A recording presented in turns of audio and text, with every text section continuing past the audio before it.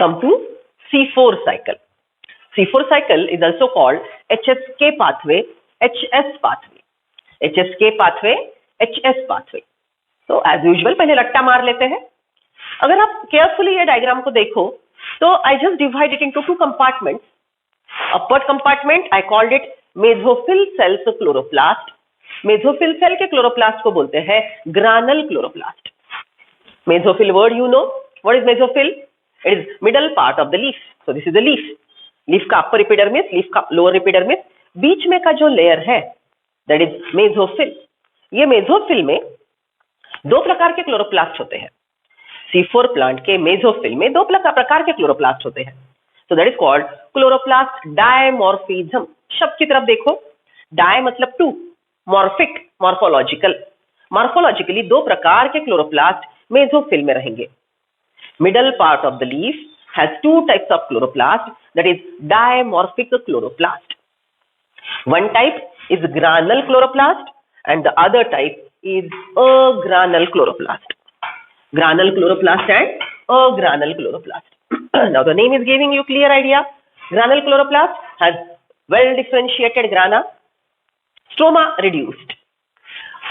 Grana is reduced, stroma is well developed. Right? So this is a peculiarity of C4 plant, that total process of dark reaction occurs in two compartments. One type of chloroplast, first compartment granule chloroplast, other compartment is agranule chloroplast. So I divided the diagram into two compartments. Right?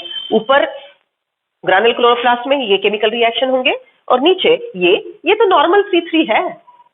ये normal C3 है. See, CO2 आया, RUBP से combine हुआ. CO2 plus RUBP, you get first table, compound 3-PGA, then di-PGA, पागल, glucose, RUMP, RUBP. This is a normal C3 cycle जो हम learn कर चुके हैं. क्या learn किया था हमने? C3 cycle, Kelvin cycle, C3 cycle, Kelvin cycle, CO2 plus RUBP, CO2 plus RUBP, unstable keto acid, PGA, di-PGA, पागल, PGA, di-PGA, पागल plus the glucose formation. Pagal plus the glucose formation. Remaining pagal recycle, RUMP, RUBP. Now purposefully, I have skipped few words, few labels, few names of the chemical to match the diagram with NCERT. NCERT में इसी प्रकार की diagram है. पूरे chemicals के नाम लिखे नहीं है, लेकिन एक्सप्लेनेशन में जो हमने रटा है वो पूरा है. Right? So this is a normal C3 cycle जो हमने अच्छे से रट ली है. इसके अलावा हमको ये फर्स्ट कंपार्टमेंट की काम करना है. What is given in first compartment? See, पहले शॉर्ट फॉर्म ही लर्न करते हैं, लॉन्ग फॉर्म बाद में. What are the short form? CO2 plus PEPA, CO2 plus PEPA, OAA, CO2 plus PEPA, OAA, CO2 plus PEPA, OAA. Then MA PA Peppa. क्या ध्यान में रखोगे? मा पा पेपा. That's it. चलो बोलो मेरे साथ. C4 cycle HSK pathway. C4 cycle HSK pathway. C4 cycle HSK pathway. CO2 plus PEPA, CO2 plus PEPA, OAA, OAA, CO2 plus PEPA, OAA, ma, pa, PEPA. Right? CO2 plus PEPA, OAA, ma, decarboxylation, pa, PEPA. That's it. ये decarboxylation या CO2 removed ऐसा भी बोल सकते हो, लेकिन थोड़े शब्द यूज करो, साइंटिफिक शब्द यूज करो, ध्यान में रहता है. ओके, मां ने जो CO2 बाहर निकाल दिया वो C3 साइकिल में गया, ग्लूकोज बना. राइट? जो रिसाइकल हुआ इसने फिर से ये पेपा की पुंगी बजा दी. राइट? चलो बोलते हैं C4 cycle HSK pathway. C4 cycle HSK pathway. CO2 plus PEPA, CO2 plus PEPA, OAA, OAA, CO2 plus PEPA, OAA, CO2 plus PEPA, OAA. Right? Then OAA, ma, decarboxylation, pa, PEPA. Right? CO2 plus PEPA, OAA, ma, decarboxylation, pa, PEPA. CO2 plus PEPA, OAA, ma, decarboxylation, pa, PEPA. Right? चलो लिख लो. Same diagram. Details अभी सीखने हैं. पहले रट्टा part. Okay, चलो write down the things.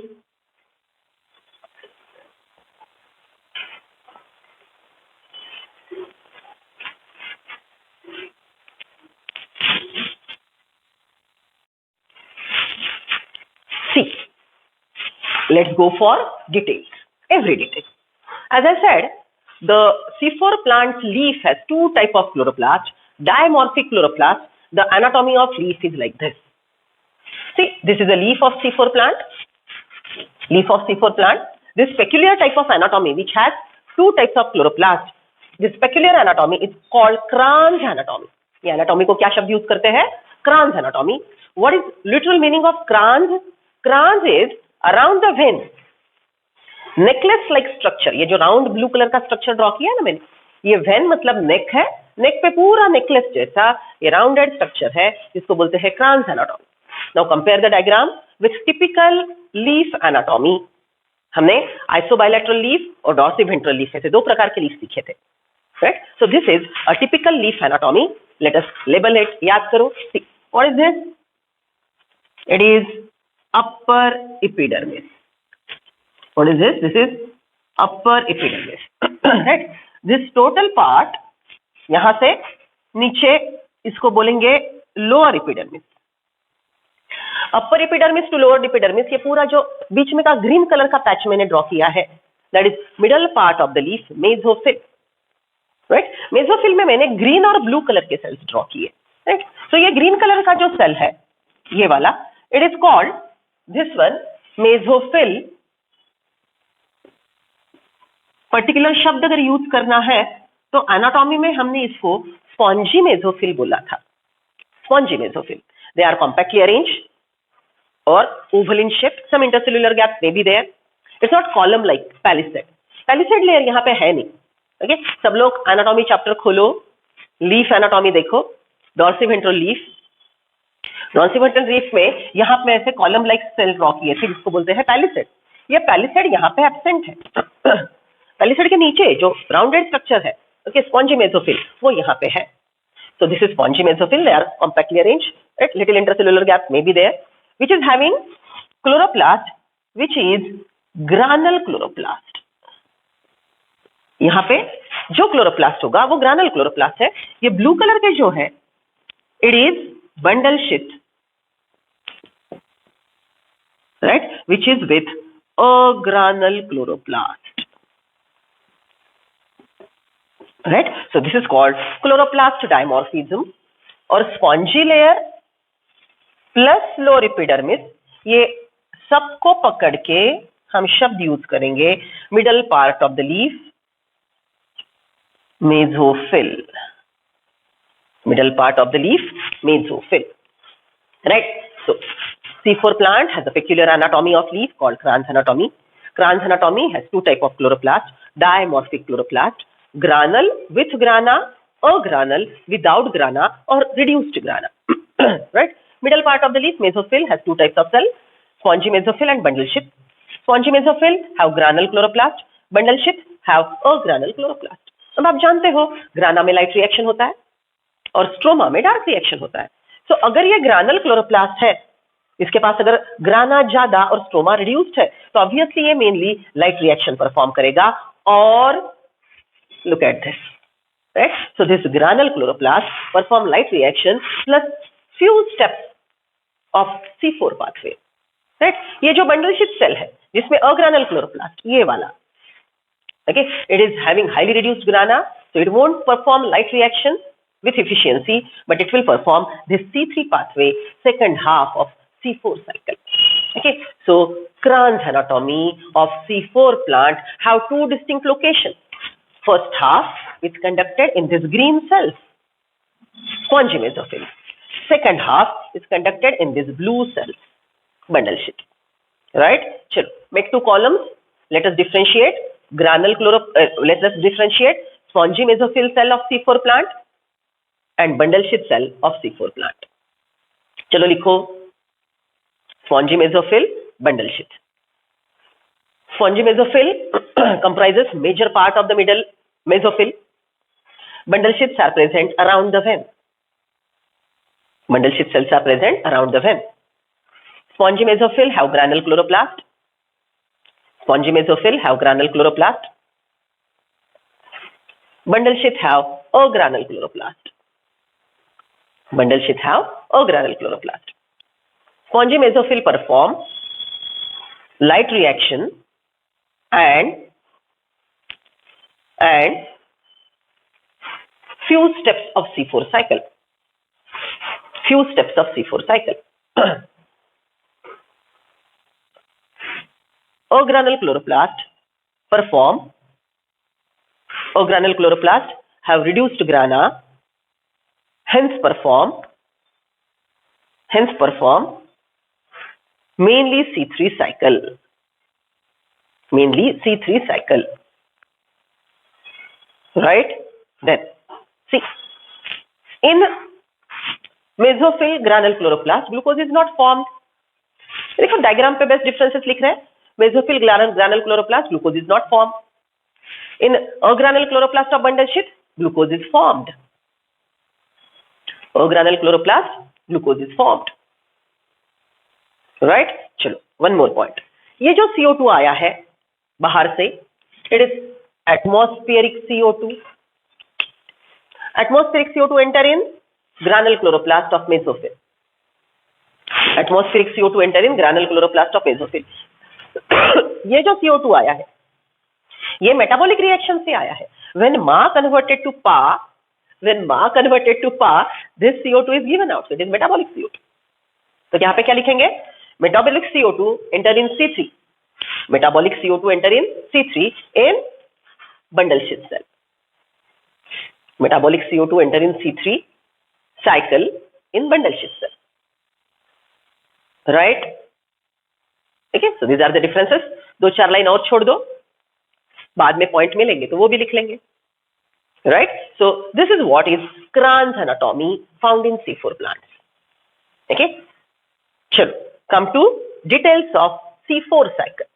Come to details of C4 cycle. See now, daytime stomata open, CO2 diffuse in. Daytime stomata open, CO2 diffuse in. Okay. Now, as you know, CO2 enters through stomatal aperture, substomatal cavity. CO2 enters in stomatal aperture, substomatal cavity, and then it diffuses. It enters in mesophyll cell. In mesophyll cell of granule chloroplast, it enters in chloroplast, and in the reduced stroma. Okay, यहाँ पे ग्रानल chloroplast है, ग्राना powerful है, elaborated structure है, light reaction बहुत अच्छे से करेगा. तो लाइट रिएक्शन तो ग्राना में हो ही रहा है, लेकिन जो थोड़ा सा स्टोमा है उसमें CO2 डिफ्यूज हुआ. CO2 को रिसीव करेगा पेपा, जिसमें है 3 कार्बन एटम. तो what is Peppa? Peppa is phosphoenol pyruvic acid. What is Peppa? Peppa is phosphoenol pyruvic acid which is containing 3 carbon. So phosphoenol pyruvic acid plus CO2, Peppa का carboxylation हुआ और first stable chemical बना OAA, oxaloacetic acid. First stable chemical बना OAA, oxaloacetic acid. Oxaloacetic acid contain obviously 4 carbon atom. ये देखो 3 plus CO2 का 1, 4 carbon OAA में आ गए. Right? So phosphoenol pyruvic acid, a 3C chemical, accepts atmospheric CO2 to form oxaloacetic acid, which is a first stable chemical containing 4 carbons. Hence the cycle is called C4 pathway. Right? Okay. अब यहाँ पे देखो enzyme कौन सा काम करेगा? Phosphoenol pyruvic acid का carboxylation करवाने वाला. राइट? पेपा का कार्बोक्सिलेशन करवाने वाला. तो यहाँ पे एंजाइम रहेगा PEP carboxylase. First stable chemical OAA, oxaloacetic acid with 4 carbon atom. OAA react with NADPH. NADPH gives hydrogen to OAA and OAA is reduced. NADPH gives hydrogen to OAA and OAA is reduced to form MA, that is malic acid. OAA plus hydrogen, it will form malic acid.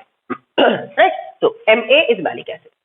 See, PEPA plus CO2 giving you OAA, OAA reduced to form malic acid. Malic acid formation occurs in granule chloroplast. And malic acid is transported from granule chloroplast to bundle sheath chloroplast through this opening. You know the intercellular junction, it is called plasmodesmata. So malic acid is transported, malic acid which is always a 4C acid is transported from mesophyll to bundle sheath via plasmodesmata. In bundle shift agranule chloroplast, malic acid is undergoing decarboxylation. Maleic acid ने क्या किया? CO2 बाहर डाल दिया, right? अब देखो maleic acid ने CO2 बाहर डाल दिया तो क्या हुआ? यहाँ पे मैलिक एसिड का डिकार्बोक्सिलेशन, मतलब 4C ने एक कार्बन बाहर दे दिया तो 3C केमिकल बना पायरुविक एसिड पा। 3C केमिकल क्या बना? पायरुविक एसिड पा, राइट? तो malic acid is decarboxylated to form pyruvic acid, 4C का 3C हुआ। ये जो CO2 बाहर निकला ये C3 साइकिल में पार्टिसिपेट करेगा। ये जो CO2 बाहर निकला ये C3 साइकिल में पार्टिसिपेट करेगा। No normal C3 cycle, please compare with your diagram which is already with you. चलो C3 साइकिल देखो।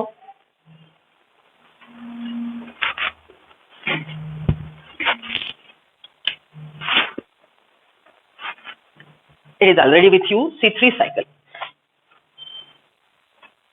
right? So this is a normal C3 cycle.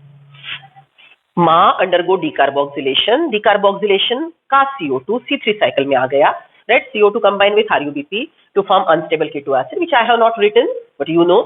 It cleave to form 2 molecules of PGA, right? It combine with ATP to form di-PGA. Then it is reduced to PGAL. Few PGAL go for glucose formation. Remaining are producing RUMP. RUMP regenerates RUDP. Okay, normal C3 cycle. यहाँ पे 2 ATP use हुए, 2 NADPH use हुए, यहाँ पे 1 ATP. For 1 CO2, C3 runs once, consuming 3 ATP and 2 NADPH. Right? For 1 C3, for 1 C3, 1 CO2 is accepted, consuming 3 ATP and 2 NADPH. Same calculation. Via C3, you get glucose. बराबर? अब एक बात जो मैंने अभी तक नहीं बोली, malic acid undergo not only decarboxylation but it is giving hydrogen. Okay, malic acid gives out hydrogen which is accepted by NADP to form NADPH. So this is a step of decarboxylation and removal of hydrogen, that is oxidation. तो यहां पे लिखो oxidative decarboxylation. This is a step of oxidation. Malic acid ने hydrogen दे दिया तो oxidation हुआ और CO2 निकल गया तो डिकार्बोक्सिलेशन हुआ. This is a step of oxidative decarboxylation. Malic acid undergo oxidative decarboxylation to form pyruvic acid which is a 3C chemical. Metabolic CO2 which is given out, metabolic CO2 which is given out enter in C3 cycle and glucose formation occur via C3 cycle. Glucose formation occur via C3 cycle and pyruvic acid is transferred back from bundle sheath agranule chloroplast to granule chloroplast. C3, ये 3C chemical pyruvic acid is again shifted back. Obviously here cytoplasmic junction, plasmodesmata exist, and this 3C acid is transported back from bundle sheath to mesophyll. The pyruvic acid combined with 2 molecules of ATP. ये point बड़ा ध्यान में रखो. Clearly NCERT वालों ने लिखा नहीं है लेकिन हर जगह यही मिलेगा, right? So what I'm trying to explain you, pyruvic acid accepts 2 inorganic phosphate. Okay, I can make it like this. कुछ लोगों को डायरेक्शन की दिक्कत होती है, otherwise no problem here. Okay, ये ऊपर से नीचे जा रहा है ना, तो दोनों एरो मैंने ऊपर से नीचे, so no difference. So what I said, this pyruvic acid accepts 2 molecules of inorganic phosphate. It accepts 2 molecules of inorganic phosphate given by ATP. 2 ATP ने 2 इनऑर्गेनिक फॉस्फेट दिए जो पायरुविक एसिड से कंबाइन हुए और पेपा रीजनरेट हुआ. तो ये step में 2 IP एक्सेप्ट होते हैं. सो PAR react with 2 ATP.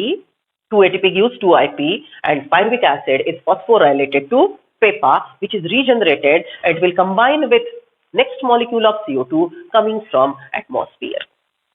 समझ रहे हो, right? So this is what is C4 cycle. This is what is C4 cycle. Rapid revision. Which is this cycle? C4 cycle. Right? In which plant it occurs? C4 plants.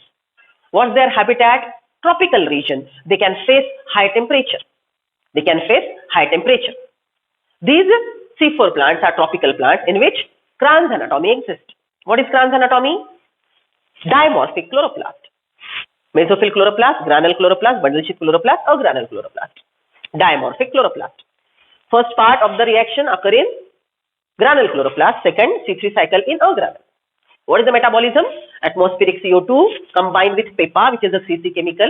PEPA is carboxylated with the help of enzyme PEP carboxylase to form a first stable chemical OAA, oxaloacetic acid. Oxaloacetic acid react with NADPH coming from non-cyclic photophosphorylation. Hydrogen is added. OAA reduced to malic acid, which is a 4C chemical. Malic acid 4C chemical transported to bundle sheath cell via plasmodesmata. In bundle sheath cell, granule chloroplast or granule chloroplast. In bundle sheath cell or granule chloroplast, malic acid undergo decarboxylation and oxidation, oxidative decarboxylation. Metabolic CO2 enter in C3 cycle to form glucose. Malic acid undergo oxidative decarboxylation to form pyruvic acid, 3C. 3C pyruvic acid transported from bundle sheath to mesophyll. In mesophyll, pyruvic acid combined with 2 ATP accepts 2 inorganic phosphate and PEPA is regenerated. Right? Okay, चलो calculate करो. एक CO2 के लिए cycle कितने बार हुई? एक बार. Right? एक cycle में कितने ATP और कितने NADPH लगे? Calculate the thing. अच्छे से कैलकुलेट करो, ठीक से देख के कैलकुलेट करो.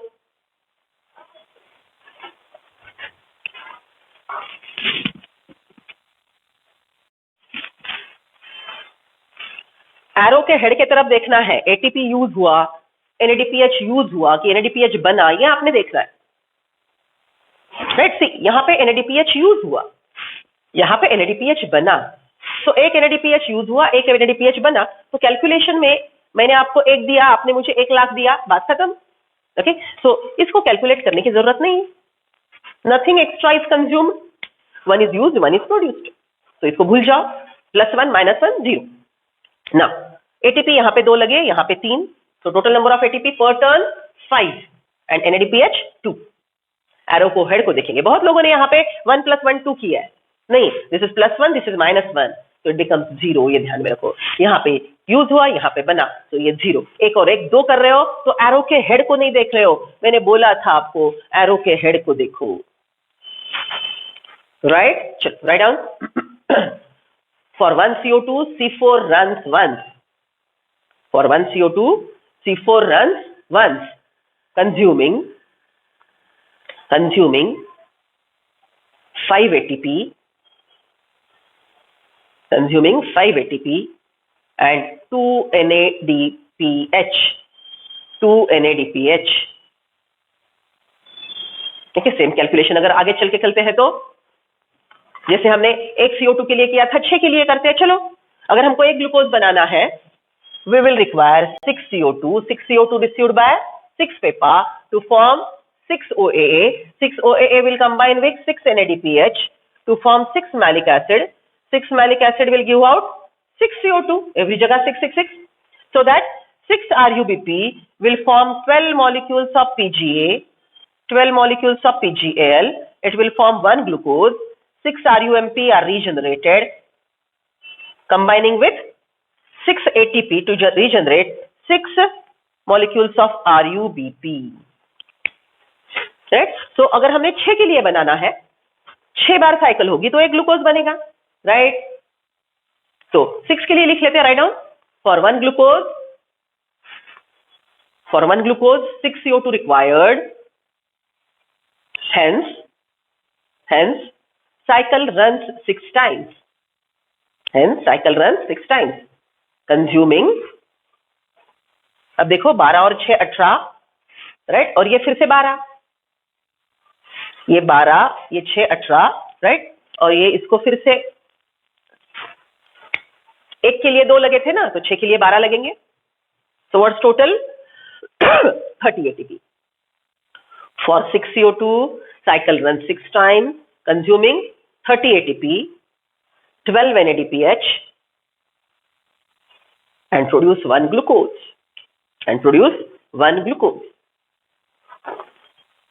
ये कैलकुलेशन के पॉइंट स्टार पॉइंट होते हैं. ओके, चलो और एक star point. C4 consumes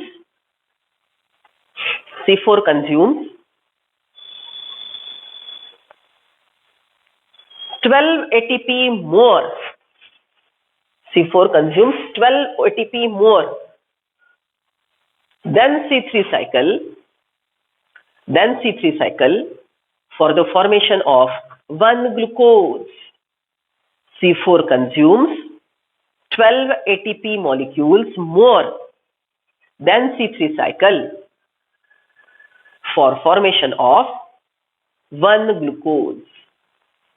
okay, अगर 6 की बात की तो एक साइकिल की बात करेंगे तो 1 C4 consumes 2 ATP more than 1 C3।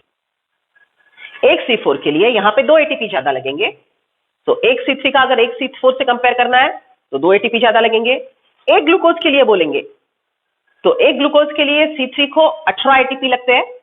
For 1 glucose C3 consume 18 ATP and for 1 glucose C4 consumes 30 ATP, right? Okay, तो ये पहले समझ लेना है। तो गो थ्रू द डायग्राम। ये डायग्राम फिर से ड्रॉ करेंगे आप। C4 cycle for 1 glucose, that is C4 pathway for 1 glucose, right? क्योंकि कैलकुलेशन में कुछ भी पूछेंगे, जैसे C3 के कैलकुलेशन वैसे C4 के कैलकुलेशन पे भी प्रॉब्लम आएंगे, राइट? चलो, complete your writing work. Once you understand C3, understanding C4 is easy. We'll revise it in next lecture.